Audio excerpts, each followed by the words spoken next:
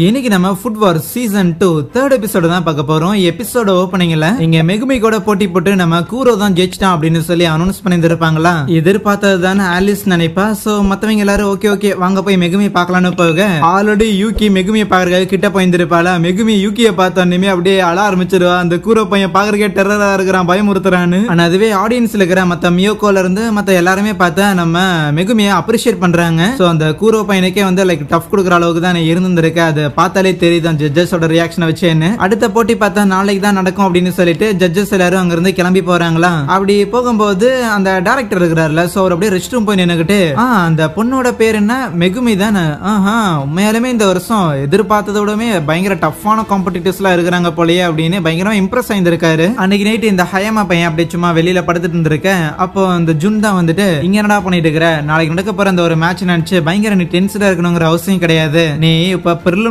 ஜெயிச்சு இவ்வளவு தூரம் வந்திருக்கியே, இதுவே எனக்கு பெரிய விஷயம் தான். இதை நினைச்சு நான் ரொம்ப பெருமைப்படுறேன் அப்படின்னு அவங்க சொல்லிட்டு போவாங்களா. ஆனா அந்த ஜுன்வாத்தி அங்க இருந்து போனோடனே இந்த ஹயமா பார்த்தா முடியாது, நீ என்ன நினைச்சாலுமே சரி நான் கண்டிப்பா இதுல ஜெயிக்கணும், நம்பர் 1 ஸ்பாட்டை பிடிக்கிற வரைக்கும் நான் விட போறது இல்லம்மா. இன்னொரு பக்கம் நம்ம டக்குமி இருக்கிறான்ல, சோ அவனை பார்த்தா அவன் தம்பி தாங்குன்னு தாங்குவான். இந்த ஒரு தலகாணி வந்து புசு புசுன்னு இருக்குது, வச்சு தூங்குறியா வேணும்னா இந்த ஒரு கேண்டில் வந்து வைக்கிறேன், இதை வச்சு நீ பாத்துட்டே இருந்தீங்கன்னா தூங்கிடுவேன், உனக்கு வேற நான் பண்ணிட்டேன் அப்படின்னு சொல்லி கேட்டுக்கிட்டே இருக்கும்போது டேய் தம்பி பையா, அண்ணன் எப்படி ஜெயிக்க தான் போறேன், நம்மளோட இட்டாலியன் ஸ்டைல் ஆஃப் குக்கிங் எப்படியும் தோக்காதும்பானா. ஈவன் இன்னொரு பக்கம் எரினாவோட அசிஸ்டன்ட் இருக்கிறாள், அவளுமே எரினா கிட்ட கண்டிப்பா நான் தான் நாளைக்கு ஜெயிப்பேன் மேடம், பாத்துட்டே இருங்கம்பா. இருக்கிற எல்லாரும் ஆடியன்ஸுக்கு வந்து உட்காந்துக்கிட்டாங்க. இருந்தாலும் ஹீரோ பையன் எங்க அப்படின்னு பாத்துக்கிட்டு இருக்கேன். நம்ம ஹீரோ பொறுமையா தூங்கி எந்திரிச்சு நடந்து வந்துகிட்டு இருப்பானா. அப்போ பைக்ல பார்த்தா அங்க ஒருத்தன் வந்துட்டு டே ஹீரோ பையன் உனக்கு என்ன ஞாபகம் இருக்காடா அப்படின்னு டெரரா கேட்கும் போது காட்டுறாங்க பிளாக் ஏல நம்ம ஹீரோ அந்த ஹயமா கூட போட்டி போட்டு இருந்திருப்பான்ல. சோ அப்பதான் இவனையும் பார்த்து இருந்திருப்பான். என்ன நம்ம 2 பேரும் சேர்ந்து அந்த அவனியுக்கு போவோமா என்னன்னு அவன் கேட்க, என்ன இந்த பைக்ல கூட்டிட்டு போறானா ஜாலியா இருக்குமான்னு ஹீரோ நினைக்கும் போது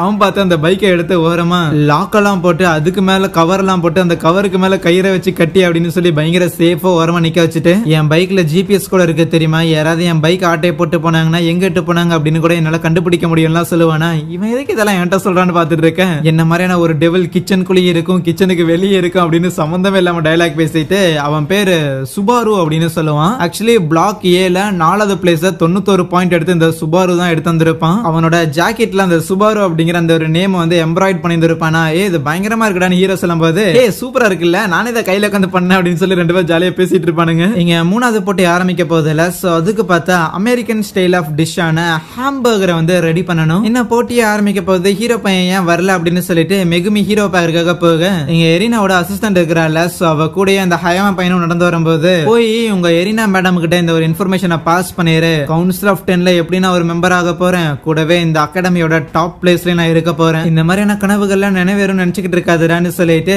அவளும் செம்ம கான்பிடென்ட்டா எரினாவோட அசிஸ்டன்ட்டுமே இந்த மாதிரியான ஹெர்பல் பிளான்ட் மெடிசினல் வேல்யூ உள்ள பிளான்ட்டை வந்து சமையல்ல ஆட் பண்றதுல பயங்கர கில்லாடி. அதே மாதிரி இந்த ஸ்பைசஸ் ஆட் பண்றதுல கில்லாடியான ஒருத்தன். எரினாவோட அசிஸ்டன்ட் மாதிரியே ஹயாமாக்கும் இந்த மெடிசினல் பிளான்ட்ஸோட இந்த யூசஸ் அதை எப்படி பயன்படுத்தணும் அப்படின்னு எல்லா நாலேஜுமே இருக்கு. ஹயாமாங்க ஒரு பெரிய மீட் ரோல் மாதிரி ஒண்ணு கொண்டு வந்திருப்பான். சோ அதை வந்து கம்ப்ளீட்டா சூடு பண்ணிட்டு இந்த ஷவர்மா ப்ரிப்பேர் பண்றதுக்கு இந்த மீட் எல்லாம் எடுப்பாங்கல்ல, சோ அதே மாதிரி தான் ரோல் பண்ணி வச்சிருக்காங்க. அதுவே எரினாவோட அசிஸ்டன்ட் ஏதோ ஒரு டப்பா மாதிரி வச்சிருப்பாளா, அது ஆடிக்கிட்டே இருக்கும். என்னன்னா அதுக்குள்ள உயிரோட ஒரு ஆமை வச்சிருக்கான். உயிரோட இருக்கிற ஆமையா அதே இடத்துல திருப்பி வச்சு தலையை கொஞ்சம் கூட யோசிக்காம கட் பண்ண, இது என்ன கிச்சன் நினைச்சாங்களா இல்ல கசாப்பு கடை நினைச்சாங்களா அப்படின்னு பாத்துக்கிட்டு இருப்பாங்க. சோ கொலை பண்றது கூட இவ்வளவு அருமையா பண்றாளேன்னு. ஆனா அந்த ஆமை இருக்குதுல அதுல சம்திங் எதையோ ஊத்திட்டு அதை வச்சுதான் அந்த இடத்துல ஒரு சூப் வந்து ரெடி பண்ணிட்டு இருக்கிற. அந்த ஆமையை கம்ப்ளீட்டா ஹீட் பண்ணி இங்க மெகுமி நம்ம ஹீரோவை கண்டுபிடிச்சிட்டு போட்டிக்காக கூட்டிட்டு வந்துகிட்டு இருக்கிறா. இங்க பாரு ஏற்கனவே அவங்க போட்டியில ஆரம்பிச்சுட்டாங்க, அதை பார்க்காம என்ன சுத்திட்டு இருக்கிறன்னு கூட்டிட்டு வர. அதுவே ஹீரோ பின்னாடி அந்த சுபாரு அப்படிங்கிறன்னு வருவான். ஓகே ஹீரோ பையா, ஊர்ல நீ ஒரு கடை வச்சிருக்க, உனக்குன்னு ஒரு கடை இருக்குது அப்படிங்கறதே உனக்கு வந்து பெரிய கெத்தா வேற இருக்குது. சோ அந்த இடத்துல நீ பயங்கர இமேஜினேட்டிவான புது புது டிஷஸ் எல்லாம் பண்ணிருக்க.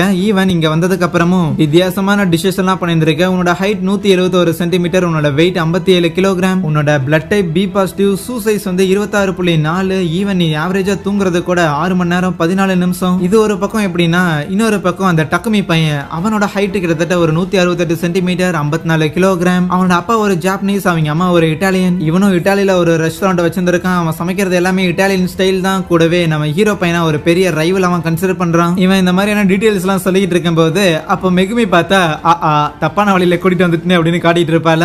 என்ன பண்றதுன்னு யோசிக்கும் போதுதான் அந்த சுபாரு இங்கதான் பக்கத்துல என்னோட வெயிட்டிங் ரூம் இருக்குது, வேணும்னா அங்க போய் பொறுமையா வெயிட் பண்ணுவோமா என்னன்னு சொல்ல கரெக்டா பார்த்தா நம்ம டக்குமியும் சைட்ல வருவானா.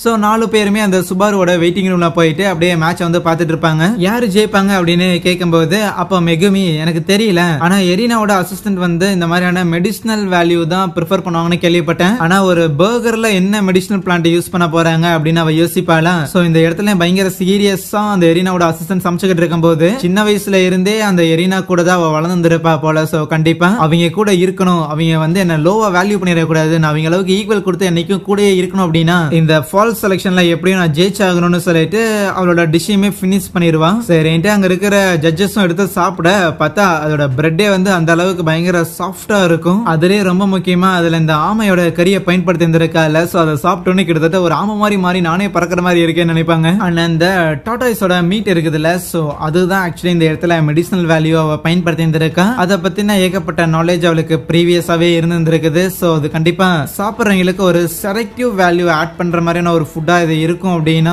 வெறும் டேஸ்டுக்காக மட்டும் இல்லாம அந்த இடத்துல அது ஒரு ஸ்பெஷல் சென்ஸ் ஆஃப் டச் கொடுக்கும்னு சொல்லுவா. இவென்ச்சுவலி அந்த டைரக்டருக்கு அந்த சாப்பாடு ரொம்பவே பிடிச்சிருந்திருக்கும், பயங்கரமா பாராட்டி தள்ளிக்கிட்டு இருக்கேன். வாவ், இந்த எரினாவோட அசிஸ்டன்ட்டுக்கு இந்த அளவுக்கு நாலேஜ் இருக்கான்னு மெகுமி ஆச்சரியமாகும் போது டக்குமி தான் அவ கூட நீ எந்த அளவுக்கு டேலண்டடா சண்டை போடுறதுக்காக போறியோ அவ அந்த அளவுக்கு அவளோட நாலேஜ் டேபிள்ல எடுத்து வச்சு சண்டை போடுவா அப்படின்னு சொல்லுவான். ஆனா பக்கத்துல உட்கார்ந்திருக்க சுபாரு நீங்க என்ன வேணா சொல்லுங்க, ஆனா கண்டிப்பா ஹயாமா அதுல ஜெயிப்பான்னு சொல்ல. ஆஸ் யூஷுவல் ஹயாமா அந்த மசாலா பொருட்களோட வாசனையை வச்சு இருக்கிற எல்லாரோட பார்வையும் தம்மேல இழுக்கிறான். அந்த மீட் எல்லாத்தையும் அறுத்து நீட்டா ஒரு ஹாம்பர்கர் மாதிரி ரெடி பண்ணி கொண்டு வந்து வைக்க பக்கத்துல நின்னுகிட்டு இருந்த எரினாவோட அசிஸ்டன்ட்டும் பரவாயில்ல நீ எந்த அளவுக்கான பிளேவர்ஸ் ஆட் பண்ணாலுமே அது புதுசா கண்டிப்பா இருக்க போறது இல்லைன்னு அவன் நினைக்க அங்க அந்த ஜட்ஜஸும் சாப்பிடுறாங்களா பார்த்தா அந்த பிரெட் அவங்களுக்கு ரொம்ப பிடிச்சிருக்குன்னு சொல்லுவாங்க. சோ சம்திங் ஏதோ பீட்டா பிரெட் ஏதோ யூஸ் பண்ணி இருப்பானாமா. இந்த மிடில் ஈஸ்ட்ல அந்த பிரெட் வந்து பயங்கர ஃபேமஸ் அப்படின்னும் அந்த பிரெட் வந்து செய்யறதுக்காக லைக் மாவை வந்து பயங்கர உப்பி வச்சுட்டு அதுக்கப்புறம் அதை கட் பண்ணி அதுக்குள்ள வந்து இந்த மாதிரியான இன்கிரியன்ட் எல்லாத்தையும் ஆட் பண்ணிருக்காங்க. சோ அதில் ஆட் பண்ணிருக்க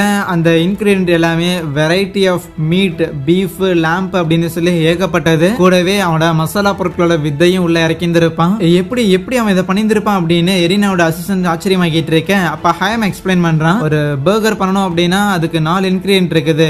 ஒன்னு ஆப்வியஸா பன், சாஸ், அதுல வைக்க போற மீட், அண்ட் ஃபைனலி நம்ம ஊறுகாய் பயன்படுத்தணும். நீ கூட உன்னோட ஹாம்பர்கர்ல இந்த மாதிரியான ஊறுகாய்க்கு பதிலா இஞ்சிய பீசஸா கட் பண்ணி அதை ஆட் பண்ணிருந்தீல, என்ன கேட்டா அது ரொம்ப குழந்தைத்தனமா இருந்துச்சு. ஆனா அதுவே ஹயாமா ஒரு விதமான ஊறுகாய் தயாரிச்சிருந்திருப்பான்ல, சோ அதுல பார்த்தா என்னென்னமோ இருக்கும். சோ இருக்கிற ஏகப்பட்டதை வந்து இதுக்கு காம்ப்ளிமெண்டரியா அது, அதுக்கு காம்ப்ளிமெண்டரியா இது அப்படின்னு சொல்லிட்டு ஏகப்பட்ட மேட்டர் வந்து லைக் ஒரே ஒரு ஊறுகாய்க்காக வந்து அவன் சேர்த்திருந்திருப்பான். அதுதான் அந்த ஊறுகாவை பயங்கரமான ஒரு ஸ்மெல், பயங்கரமான ஒரு டேஸ்ட கிரியேட் பண்ணிருக்கு. சோ ஈவன் அந்த டேஸ்ட் பண்ணி பார்த்தா அந்த ஜட்ஜஸ் எல்லாம் கூட பரவாயில்லையே இவன் எரினாக்கே டஃப் கொடுப்பான் போலன்னு யோசிப்பாங்க. அப்ப ஹயாமா எரினாவோட அசிஸ்டன்ட் பார்த்துட்டு உன்னோட எய்மா இருக்கட்டும் ஈவன் உன்னோட திறமையா இருக்கட்டும் ரெண்டுமே வந்து லிமிட்டட் தான் சொல்லுவான். சோ எரினாக்கு கீழே இருக்கணும் தானே ஆசைப்படுற, அதனால என்னைக்கும் கீழே தான் இருப்பாங்கிற அந்த மென்டாலிட்டியில நீ இருக்கிறேன்னு எந்த ஒரு சந்தேகமும் இல்லாம அந்த இடத்துல ஹயாமா தான் ஜெயிக்கிறானா. சோ எரினாவை ஃபேஸ் பண்ண முடியாம அவ அழுதுட்டு அங்க இருந்து போக அடுத்த போட்டு இந்த டக்குமிக்கு சுபாருக்கும் தான் நடக்க போகுது.